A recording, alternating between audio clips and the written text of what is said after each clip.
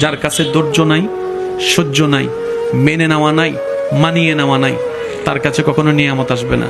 এই ক্ষেত্রে আমাদের অনেকের মনের একটা চাপা প্রশ্ন থাকে, জানতে চাওয়া যে ধৈর্য তো অনেক ধরেছি, আর কত ধৈর্য ধরবো, সহ্য তো অনেক করেছি, আর কত সহ্য করব।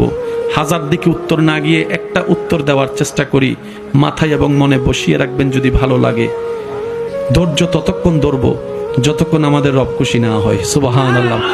যতক্ষণ রব খুশি না হবে ততক্ষণ ধৈর্য, ততদিন ধৈর্য, তত মাস ধৈর্য, তত বছর ধৈর্য। কারণ আল্লাহ তাআলা জানেন কখন নিয়ামত দিলে আমাদের জন্য ভালো হবে, এটা আল্লাহই ভালো জানে। ওই হুকুম আসা পর্যন্ত অপেক্ষা করতে হবে, এটার নামই ধৈর্য। কোনো হা হুতাশ করা যাবে, আফসোস করা যাবে? আল্লাহ দিল আলহামদুলিল্লাহ, না দিল আলহামদুলিল্লাহ। সুখ আপনাকে খুঁজতে হবে না, দেখবেন সুখ আপনার ঘরে নিজে থেকেই চলে আসবে। বলেন সুবহান।